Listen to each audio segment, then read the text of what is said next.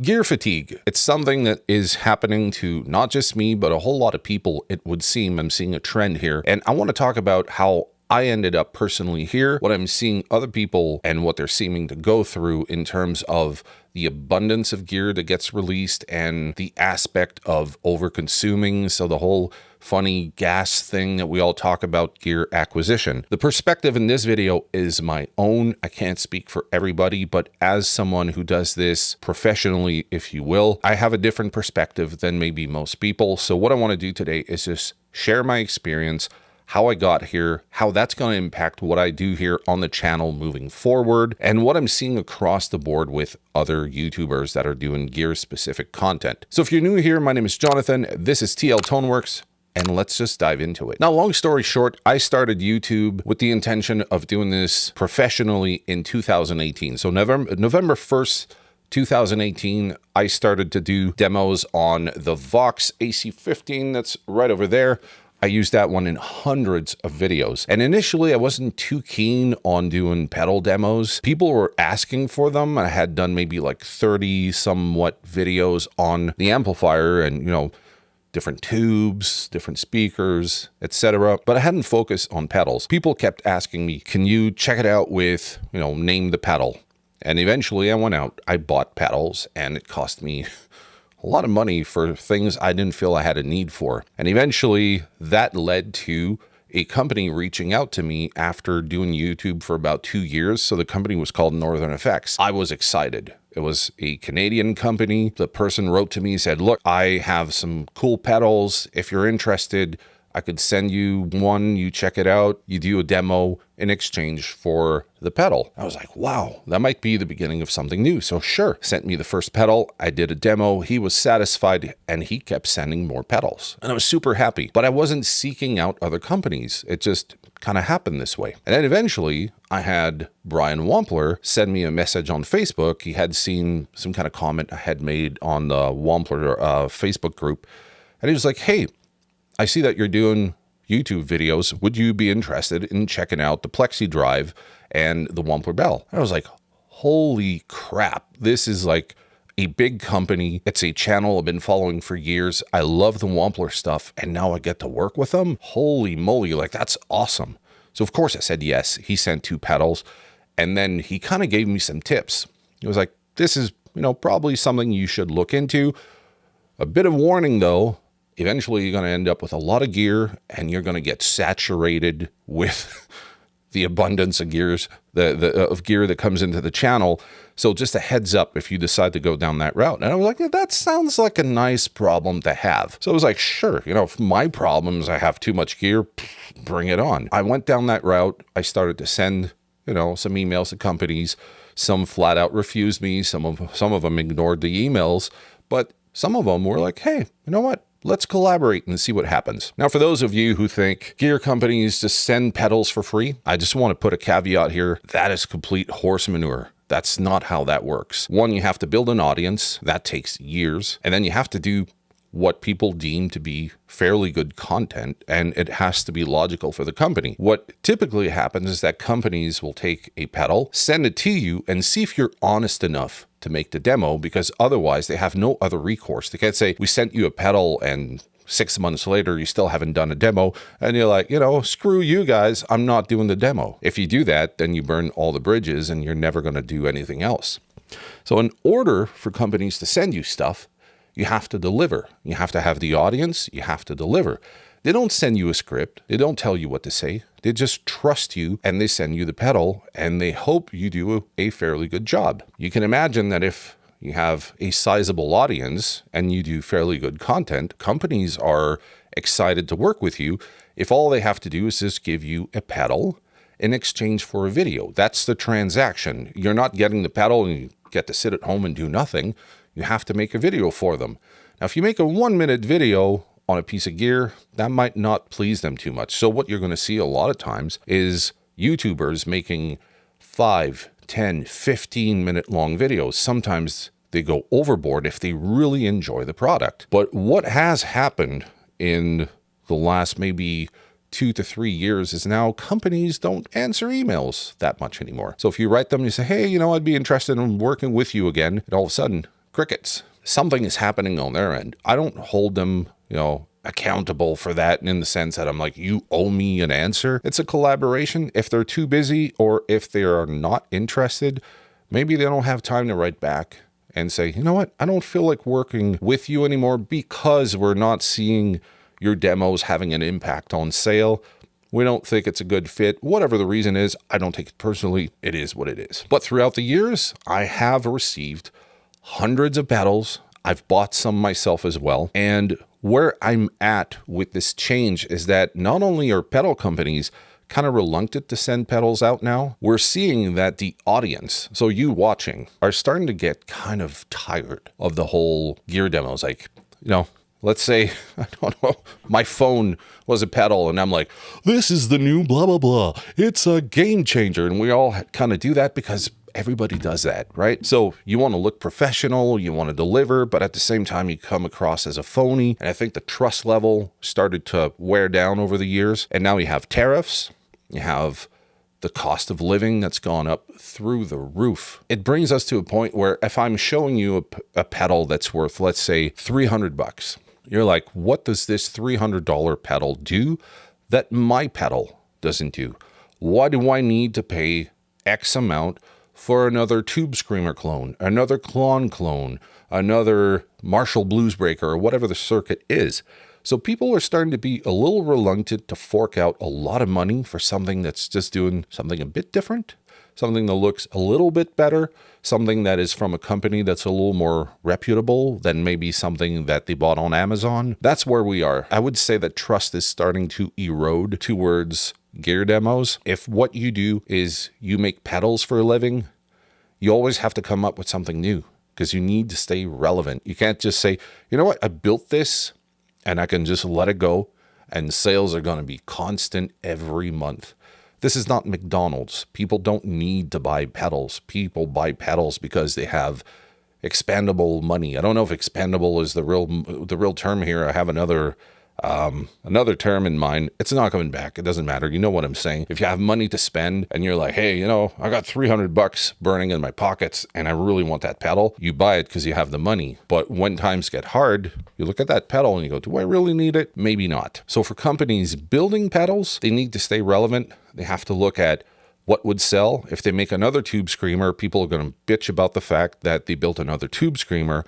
If they built off of something that is already out there, are they fixing a problem or are they just bringing something that we already know sells well and they're hoping that they can capitalize on that? It's not bad for them to do this. Marketing isn't built in to most companies. This brings me to the next point. As a YouTuber, if I get the pedal that everybody's looking for right now, I get views. If I get views and I have ads on my channel, then I get a little bit of money off of that. If a company I've never heard of reaches out and says, I have a beautiful pedal, it's amazing, would you be interested in doing a demo? And I say yes, and they have no marketing plan whatsoever, and this is about like 100% of the companies I've dealt with, then I'm the marketing.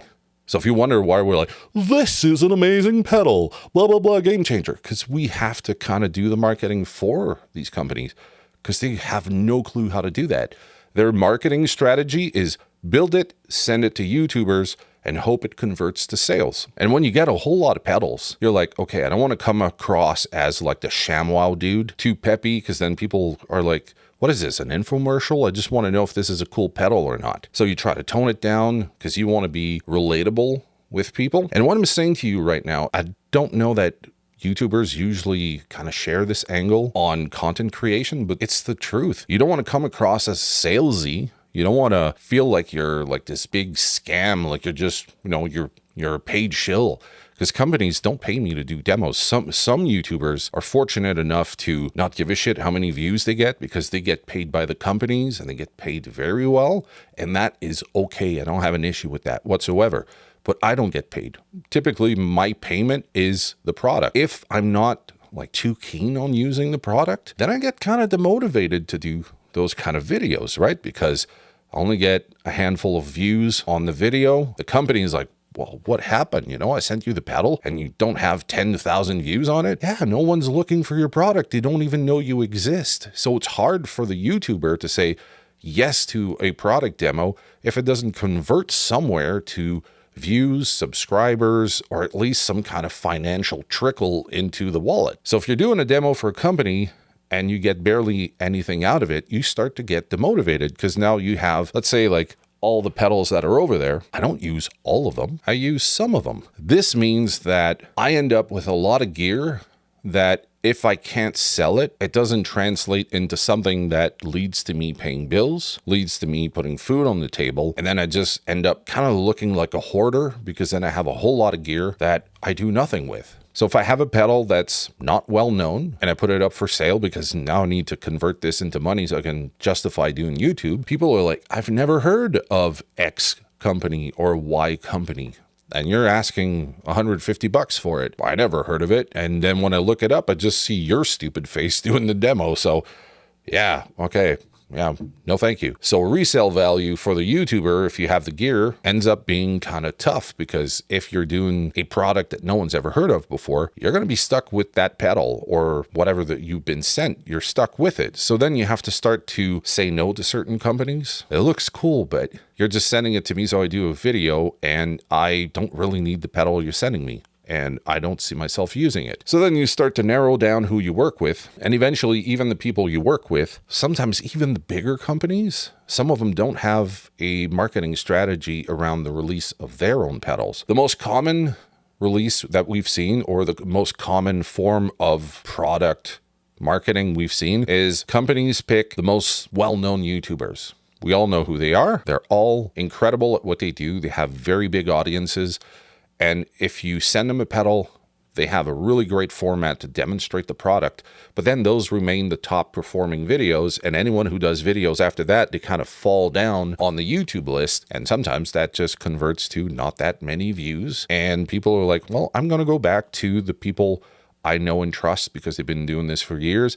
And this little Joe Blow I never heard of before, well, screw that guy. I'm not going to watch that video. I have enough with those 3 or 4 that I just watched. So that kind of marketing is annoying for a lot of people. It's not annoying for me because I understand the strategy behind it. It's to flood YouTube and hope that people click on their favorite YouTuber, go watch the pedal demo, and if they really enjoy it, they get either on the pre-order list or they buy it from a reputable store like Sweetwater or Tomon, Long and McQuaid, etc. Now, the other point that's super important about the whole pedal demo gear thing is that in 2025, YouTube changed the algorithm and it had a massive, and I'm underlining this as massive, impact on a lot of content creators, not just the pedal gear demo or guitar and amp demo. I've seen this because I've audited a lot of channels using vidIQ. So I'm looking at all these different channels, downloading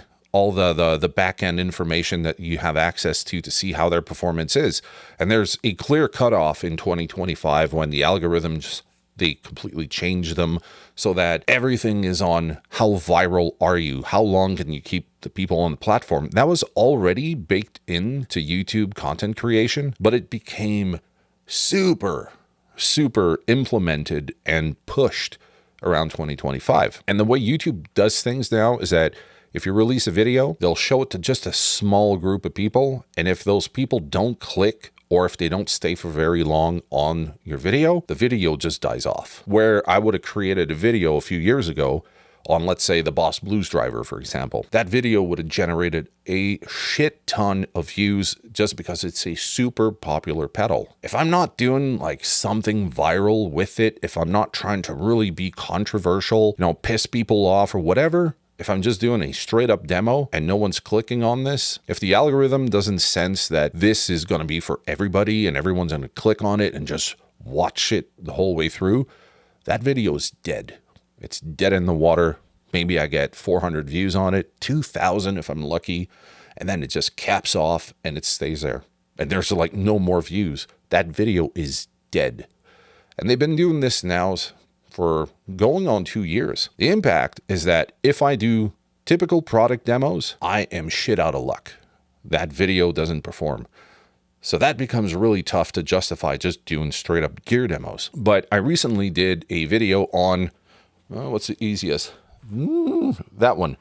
The Pro Junior. I did a video on that lately. No thought went behind it. I just talked about what I liked about it. That video for my channel in the last 2 years, if I'm to take how the algorithm reacts to my content, that video shot up. And I was like, what?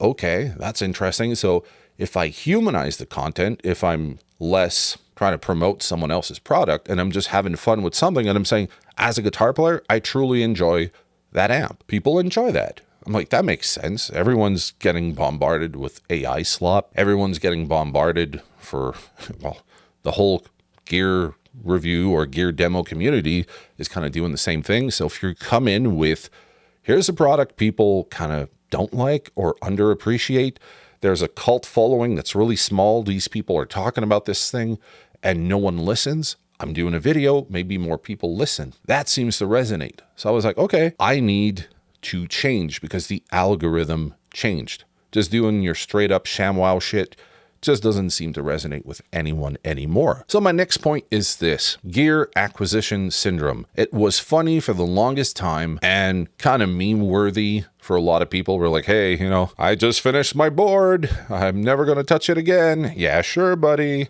You know, this is my favorite amp. I'm never going to buy another amp. You get what I'm talking about, right? Apparently you're satisfied with your latest acquisition, but if you're being honest, in a few months, you're going to go down another rabbit hole and you're going to buy every version of the rat so you find out which rat circuit fits your needs and your taste. And it's kind of funny in a way, but it's also kind of not funny. Because if you look behind me, this is the typical YouTuber bullshit that you see. A lot of gear, a lot of pedals, a lot of guitars, and we all kind of brandish our gear as like, look at me, I have a lot of shit. But the truth is I got nowhere else to put this stuff. So it goes behind me. It makes the most sense. I'm going to put it there because if I put it here, I got other gear over here. Like I got my guitars in that corner. So I got like 13 guitars in that corner. I got most of my amps behind me, but in the room behind that wall, there's more gear in there. And the reason, how do you get to have so much gear? And I've seen people ask that. How do YouTubers have so much gear? One, and you cannot understate this one, musicians are dumb and they will go with a credit card. They will buy shit they don't need and pay that shit for a long time. And oftentimes you keep paying that even though you sold the thing you bought or you traded it and you're still paying it for the next 2-3 years. Do not underestimate our ability to be just as irresponsible as the guitar community. 2, you buy shit by selling stuff that you already have. You put the money aside and then you go and buy something, or you borrow from your TFSA or, you know, whatever the amount of money you have in your bank account. You're like, I'm just going to take $1,400 for that amp. And I swear, honey, I'm not going to buy more gear. We've all been there. We've all done that. So a lot of the gear that you see behind me, I bought. A lot of it is stuff that I either used some of the pedals that came in and I bunched a few of them together, made a trade offer with someone, they accepted. I ended up with the amp. So a lot of times you start with one single thing you trade for something a little better that you want, and then you trade that thing and something else towards something else. It takes years to build this up. A lot of the gear behind me is just used gear I got on either Facebook Marketplace or on my local classified ads. A lot of times they're trades for pedals that were sent in. Since I couldn't sell them, I ended up trading it. So you always try to trade for better and better and better. That's how you end up with a lot of shit like that. So that's 8 years of accumulating stuff and trading for it. Some of it I bought. A lot of the pedals in that corner, I either bought myself, but that would be like maybe 20% of everything I have in terms of pedals. And the rest is what companies sent me and I wasn't able to sell it or I didn't want to sell it. But in 2026, it seems like gear acquisition syndrome or gas is less funny. The cost of living keeps going up. We have inflation, we have tariffs. That is kind of a sour taste in most people's mouth because when you think about it, you want to sell your stuff, but the value keeps going down. People are still trying to jack up prices. So if you look on Reverb, if you look on your local classified ads, you got people asking astronomical amounts for things that we all know ain't worth that much. You know, you got that magical fairy thing that happens when a piece of gear ends up turning 20. All of a sudden, it's worth double its price, even though nobody wanted it for 20 years. It's an annoying thing, especially if you want that piece of gear when no one else wants it. But now because it's vintage, which is not vintage after 20 years, but some people say it is, then all of a sudden it's super expensive. Add to this the fact that people don't know how to price their stuff, the fact that if you want to buy it brand new, sometimes the margin between new and used, it's starting to get there. They're getting closer. Tariffs lately have been having a huge impact on people's purchasing decisions. You have customs that you have to pay on shit that comes from other countries. So if you buy something from Germany and you're getting it to Canada, you're paying customs. If you're in the US and you're buying something from another country, there are tariffs. You got your customs. It's a nightmare. So those things, the whole gear acquisition syndrome, I'm starting to see a kind of like a taper on it. It's not as prevalent as it was a few years ago. Personally, now I'm looking to liquidate a lot of the stuff that I have because I have far too much gear that I'm actually comfortable with. I'm sure there's going to be someone in the comments saying, send it to me, give it to me. Look, I get the joke, but the truth is that I worked my ass off to get some of that gear, and I would love to get at least some of the money back on it, which is not that easy right now in the market. Trying to sell all these pedals, trying to sell the gear you are no longer kind of into is a bit harder. There's Reverb that I've been told is a little more reliable than local markets, but local markets are a nightmare. I've been trying to sell stuff for a few months now, and every time I put something up for sale, it sits there. I get a few offers that are basically like someone writing up to me saying, would you be interested in X thing that is not even close to the worth of what you have, and maybe some pocket lint in addition to the trade just to make it fair? And I'm like, are you kidding me? This is stupid. So I would rather keep it than give it to you, which I think is just fair for anyone trying to sell something. You don't want to give it to people. You at least expect to make a little bit of kickback on it or break even. So the market is kind of tough. So if you have gear acquisition syndrome that is starting to wane a bit and you want to get rid of your stuff, it's kind of hard to move anything in the current market. At least that's my experience, which kind of makes the whole, like, I'm tired of gear feel even worse because now it's sitting there and it's staring back at you and you're like, I just want you out of my life. Get out, and you can't sell shit. So let's move on to the next point. Now, this next point is consumer shift and how YouTubers do product demos. We're seeing a shift, definitely, especially in the comment section of other people's videos and my own videos. What I'm seeing is that people are saying, cool, new pedal, but what is it doing that my pedal can't do? Is the new product solving an issue? Is it solving a problem? Or is it just same old, same old? People are saying, maybe I have enough. Maybe what I have suffice, and I don't need anything more than that, which is super responsible. It's good to be wary of buying stuff just for the sake of buying it because it's trendy. Even if you have money to burn, maybe sometimes it's good to sit back and say, do I really need this new thing, or am I just buying the same old? Two of the people I'm going to give credit to is that pedal show. So Dan and Mick. Before I started YouTube, I was watching those guys and I absolutely loved the content. Another such person would be Phil McKnight. So those are kind of like the two models that I've loved for years, and I was trying to implement what these guys are doing into my channel because, one, they're aware of what it's like to be a musician and acquiring a lot of gear. They also understand that sometimes people don't have all the money in the world to buy gear, which if you keep telling people you need to have a Dumble with a 59 Les Paul and a Klon to have a good tone, if you're saying that, you're setting some very unrealistic expectations. So by having people like them who are super knowledgeable, passing all this knowledge onto us, and even channels like JHS, you have a lot of worth in the content because they share a lot of knowledge. So if I come with a pedal and I'm promoting this new pedal and I don't tell you what the circuit is, now you have enough information between channels that are like them, that educate musicians, to say, what is it based on? And if I say, oh, it's based off a rodent circuit, you go, okay, a rat. I already have like 10 of those. Maybe I don't need this new one. Or if I do, I really need to be convinced that this new pedal is doing something that my other pedals aren't doing. So now the audience is more educated on the pedals. They ask way better questions too, because now I'm getting some questions sometimes where I'm like, wow, that is actually really thoughtful, or that is really deep. I don't know. I'm going to have to look it up. So the audience isn't like super ignorant about gear. We've been fortunate to have channels like that educating us about all the different pedals, the circuits, what you need, what you don't need. By flooding the market with more pedals and more pedals and more pedals, and having even more gear demo YouTube channels coming up, the audience now is saying, wait a minute, there's too much. It's hard to focus on everything.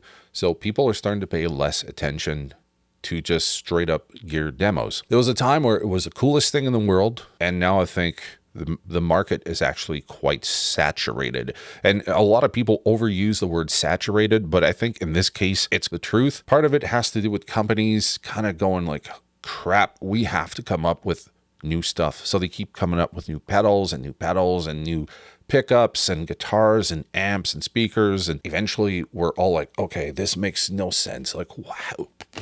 Do I need all of this? Do I need to know every single product release? And the truth is, I think people are starting to care less and less. This is just my opinion. Those aren't facts. This is just what I'm observing from the response, not only from my channels, but when I'm looking at other YouTubers who are way more successful than me and how people are reacting to this. I think that people are speaking with what they click on. So they're voting for, instead of showing me the new product, how about you show me what I can do with what I already own? And I kind of started my channel that way back in 2018, and I got lost in the myriad of pedals that exist out there, and I was having fun doing pedal demos.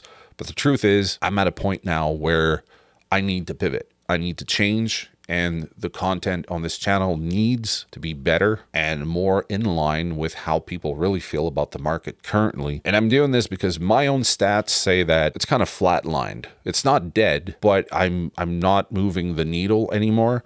So between what YouTube has done with the algorithm change, be it for better or worse, how the market is being impacted with inflation, tariffs, and just the cost of living for everybody the whole planet over, I need to be doing shit differently. Now, with all that said, what does that mean for TL Toneworks and what I do here at the channel? It just means that there's going to be way less focus on just doing a straight up demo. So focus on how to help musicians figure out the gear they have and not seek more expensive alternatives just to fix a problem that is probably not the gear, but just the knowledge. There's going to be also some gear content where I'm doing what I'm doing here, talking about the reality of being a musician, the reality of having a home studio or being stuck in a small apartment where you can't be too noisy.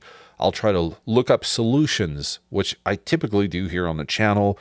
I'm going to be looking for tutorials too that I could do that would help other guitar players. So what I want to do is move in the same direction that people are moving into. So instead of pretending that this is still 2020, where we're at the peak of gear and everyone's at home buying stuff, I want this channel to reflect where people are at now, which is I'm going to keep what I have. I'm going to try to make the best of it. But if you can help me figure out the friction points I have with my own gear, that would be super great. And that's what I'm going to be doing.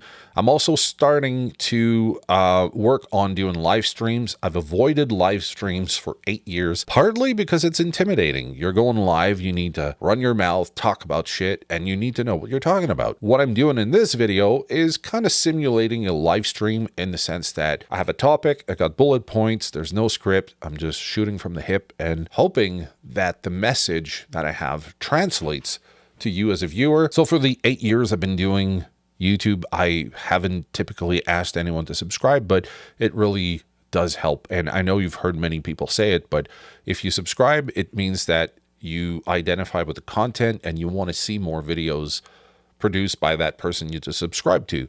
And if you just watch, but you don't subscribe, I get the views, but you don't get to be part of the discussions that we have. And with the upcoming live streams, I would like to talk to some people and just get their opinion and have a back and forth conversation, because this is way more to me than just me putting out content and saying, you watch it. I would rather discuss different topics, get different points of views, because I'm learning just as much doing YouTube as you would watching a whole bunch of people trying to educate you on gear, tone, etc. That is it for today's video. I know it was long. I'm going to put timestamps so you can jump to the different sections. I'm not expecting this video to perform whatsoever because this is not a trending topic. This is not something that I know people are searching for. This is more of this is what I'm going through as a YouTuber, if you want to call me that, and a musician. I'm seeing all this stuff happen and no one seems to be really talking about it. If it were to kind of catch on and other people want to talk about what they're going through, I would love to watch those videos and get their take on what's happening currently with the market, with how people are responding to gear. Has the golden age of gear come to a halt? That's a question worth asking. Yeah, it's cool that it's a golden age of gear, but are people kind of tired of gear at this point? Has the golden age kind of plummeted? Let me know what you think. I would love to hear your comments in the comment section. And in the meantime, take care of yourself, and I'm going to see you in the next video. Cheers.